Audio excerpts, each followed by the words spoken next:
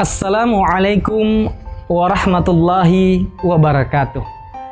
Alhamdulillahilladzi arsala rasulahu bil huda wa dinil haq liyudhhira 'ala dini kulli wa kafa billahi syahida. Segala puji hanyalah milik Allah Subhanahu wa taala. Dialah Allah yang Maha Pengasih, tak pernah pilih kasih, dan Maha Penyayang, tak pernah pandang sayang. Salawat beserta salam tak pernah lupa tercurah kepada junjungan baginda Nabi besar Muhammad sallallahu alaihi wasallam, seorang nabi, the top leadership in the world, seorang nabi yang telah menggulung tikar-tikar kemunafikan dan membentangkan permadani keislaman, seorang nabi yang telah membawa umat manusia menuju ad-dinul Islam. Hadirin yang dirahmati Allah Subhanahu wa taala. Islam secara etimologi berasal dari beberapa suku kata di dalam bahasa Arab. Di antaranya aslama yuslimu islaman, yang berarti taat, patuh, tunduk, ataupun berserah diri. Kemudian pula berasal dari kata salama, yang berarti keselamatan. Maka dapat ditarik sebuah pengertian, siapapun yang patuh, taat, dan berserah diri kepada Allah Subhanahu wa taala, maka akan mencapai keselamatan baik di dunia maupun di akhirat. Idza qala lahu rabbuhu aslim qala aslamtu lirabbil alamin. Dan ingatlah ketika Tuhanmu berfirman kepada Ibrahim, berserah dirilah. Kemudian Ibrahim menjawab, aku berserah diri kepada Allah, Tuhan semesta alam.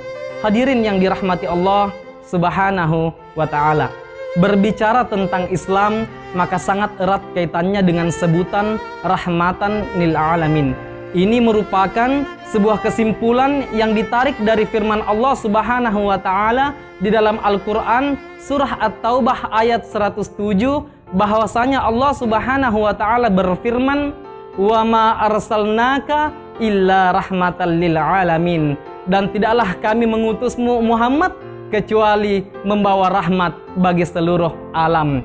Menurut Profesor Dr. Muhammad Quraisy Shihab, di dalam tafsirnya Al-Misbah, ia menyebutkan ayat yang begitu singkat, terdiri dari 25 huruf dan 5 kata ini mengandung makna yang begitu luas.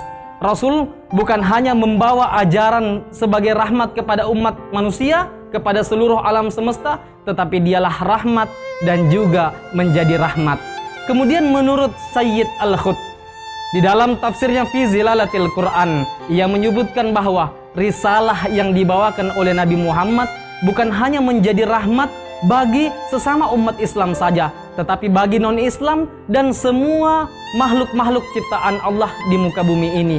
Sehingga dapat ditarik sebuah makna yang besar dari ayat tersebut adalah rahmat yang merupakan kasih sayang dan lil alamin kepada seluruh makhluk, yang mencakup aspek keseluruhan, baik manusia, jin, hewan, maupun tumbuh-tumbuhan.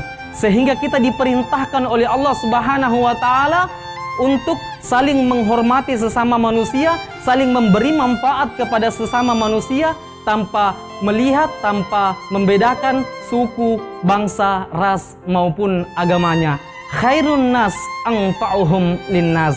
Sebaik-baik manusia adalah mereka yang bermanfaat untuk manusia yang lain. Kemudian juga kita diperintahkan untuk saling mencintai, saling menyayangi antara sesama makhluk Allah yang lain sebagai bentuk penghormatan terhadap ciptaan-ciptaan Allah Subhanahu wa taala di muka bumi ini. Inilah bentuk-bentuk dari kesejukan agama Islam yang memberikan rahmat, yang memberikan kasih sayang kepada siapapun juga yang berada di muka bumi ini tanpa membeda-bedakan. Hadirin yang dirahmati Allah Subhanahu wa taala. Pada akhirnya sebagai penutup, tatkala Rasulullah sallallahu alaihi wasallam ditanya, apa hakikat dari sebuah agama?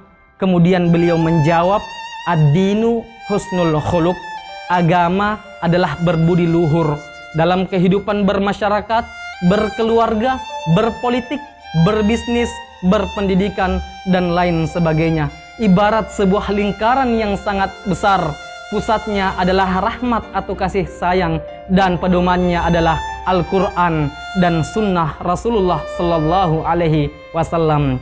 Al-yawma akmaltu lakum dinakum wa atmamtu alaikum nikmati wa raditu lakumul Islam madina. Semoga bermanfaat untuk kita semua. Wallahu mu'afiq ila aqwamit thoriq. Assalamualaikum warahmatullahi wabarakatuh.